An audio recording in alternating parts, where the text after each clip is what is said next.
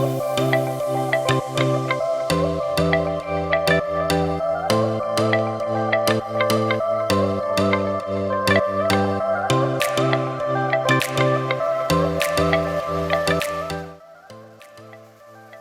and welcome.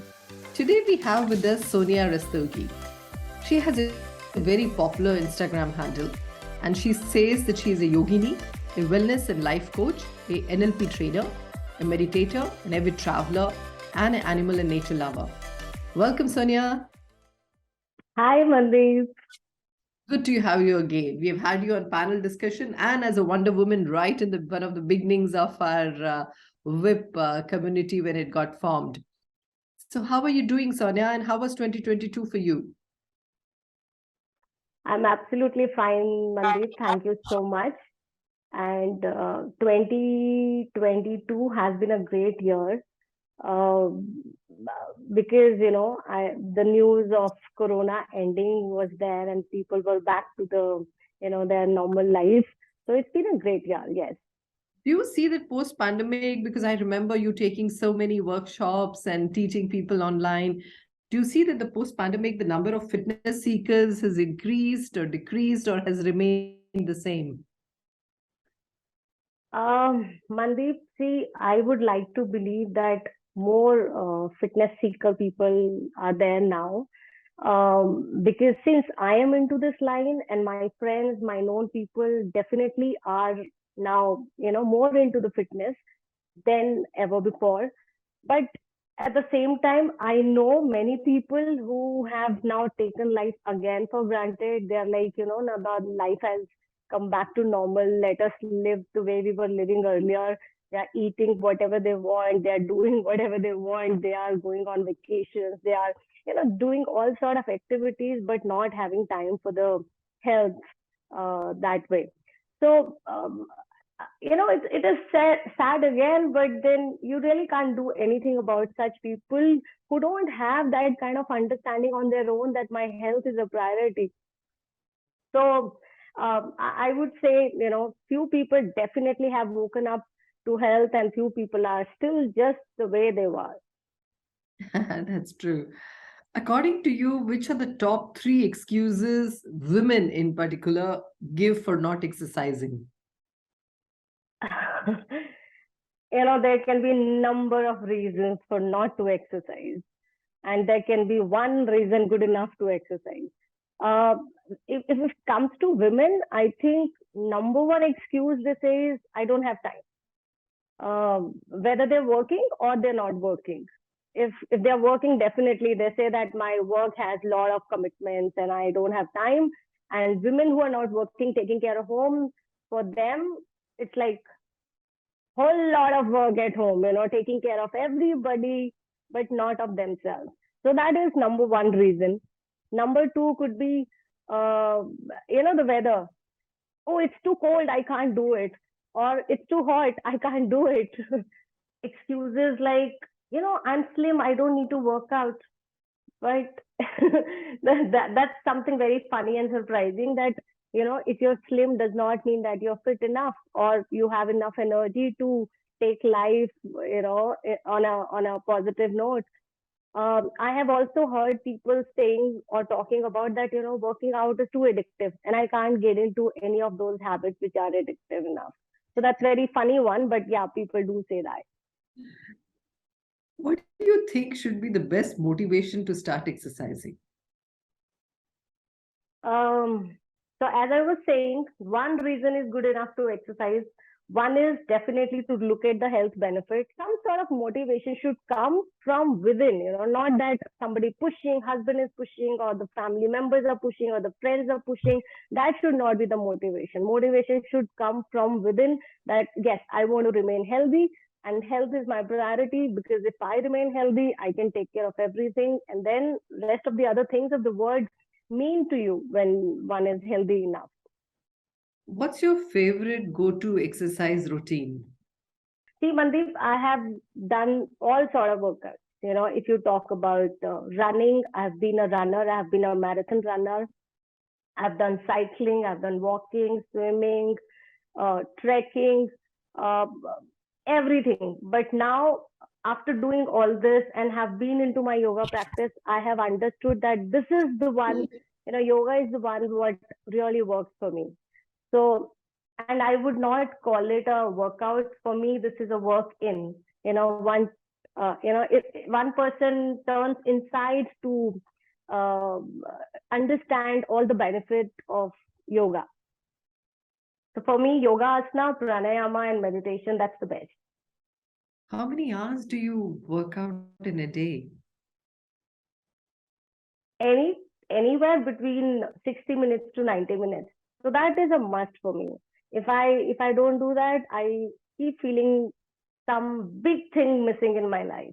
So that's a must for me, whether I do pranayam or I do asana practice or I just simply walk. But that's a must for me. And I think everybody should devote at least 1 hour, if not 1 hour, half an hour. But that's a must. And that should be everyday thing.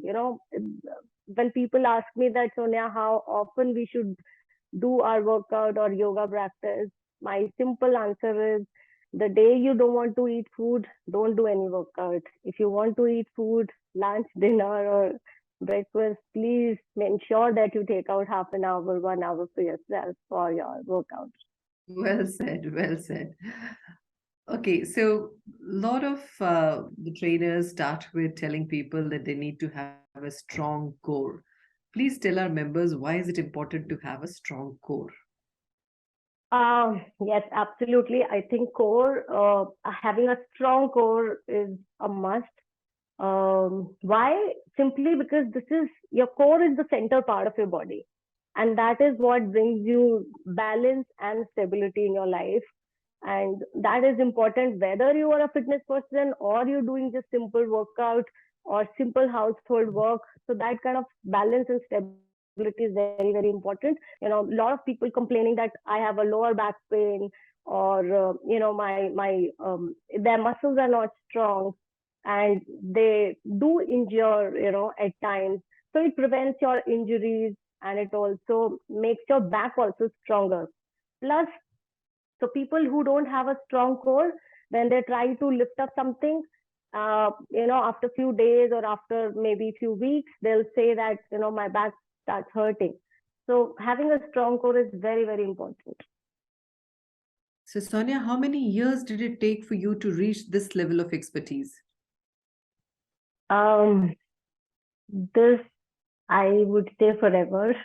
And if I have to count in number of years, it's almost 12 years now since I'm practicing.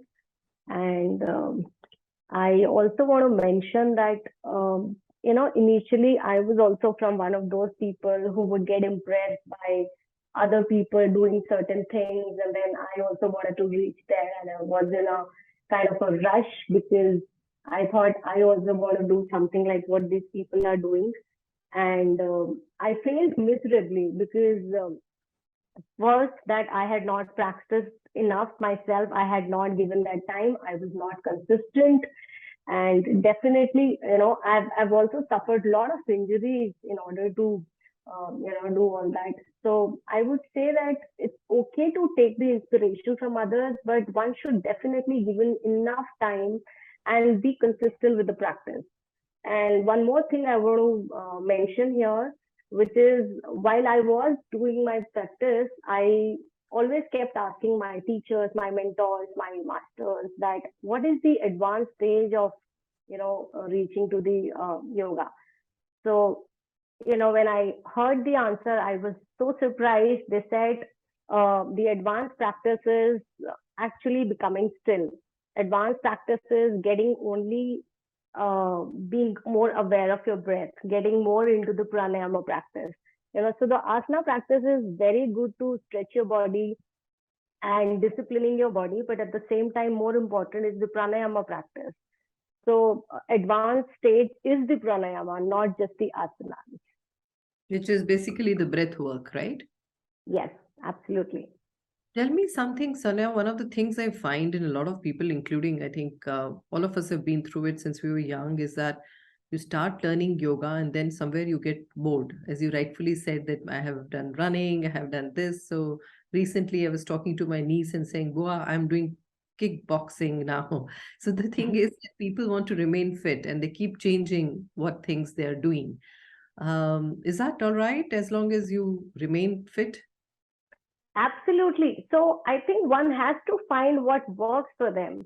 As long as they are into the action, it is perfectly fine. So somebody could be only into the swimming and they love swimming and they do it to the best of their capacity. Somebody loves just running. Somebody loves just being at the gym. But at the same time, I would also advise not just one sort of an activity helps you. One should combine maybe two activities, alternate days that you sometimes practice, sometimes you run, sometimes you do gymming, or sometimes you do yoga, or sometimes you do kickboxing. So, or maybe go for cycling. So if you combine your activities, that gives you better results. And plus, obviously, it's your mood enhancer or happy hormones are there.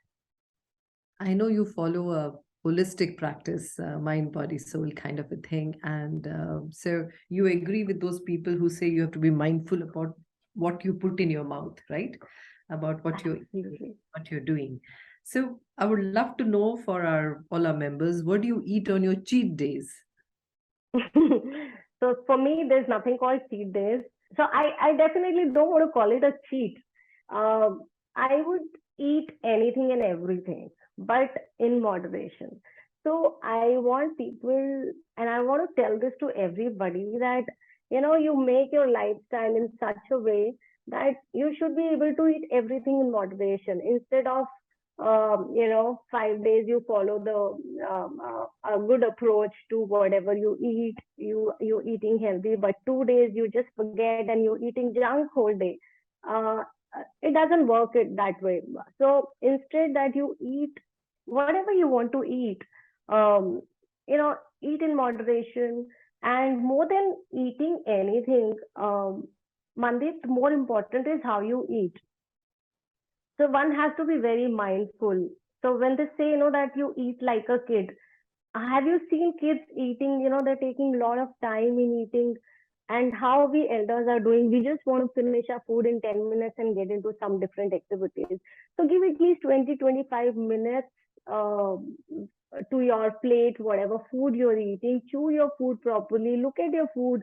So one of the masters said that you look at the food, you smell your food, you eat your food, and then get into that food. So it's very important how you're eating. That is very, very important. You just said it. So what's the first thing you notice in a person when you meet them? um, I think what I now onwards, now what I do is I just notice their energy, that how what sort of energy, and it has come to me naturally. I think after practicing for so many years, now I just notice the energy, and I also see how joyful the person is, what is their attitude. Doesn't matter what the person is doing or not doing, but I think for me these things are important, and that's what I instantly get to know. Oh, lovely. So I know that you do a lot of trekking and you are into so many things. So tell me something. What does adventure mean to you? uh, Getting out of my comfort zone is adventure to me. Trying out new things is adventure to me. And, exploring new things is adventure to me. Being outdoors is adventure to me. For that matter, when I go out, I would like to sit at a place or in a cafe which is outdoor instead of being inside. So exploring, that's the word for me. Anything unknown, anything different. I, I know there are people who would just go with a very fixed mind that, I would like to go to such and such place. I would like to do just such and such activities. And then they keep repeating that for a number of years. But for me, getting out of my comfort zone is actually an adventure. Lovely. So what's your favorite advice to people? My advice to people is just to be themselves, to be more mindful, and treat this body as a temple. So when we go to the temple, we like to be clean. We like to wear clean clothes. We like to bathe. So treat this body, whenever, whatever workout you're doing, whenever. So for me, yoga is not a workout, it's a sadhana for me. So you treat this body as a temple. Your mind, declutter yourself, wear nice clothes, remain clean, and also clean your mind as well. That, why repetitively you're thinking of the same thing again and again. So empty your mind by doing some meditations and just be yourself. Lovely. I know you often talk about peace also, finding that peace. I remember once speaking with you, and I think that's a lovely sentiment. So, what's next on your bucket list, Sonia? You will be surprised, Mandeep.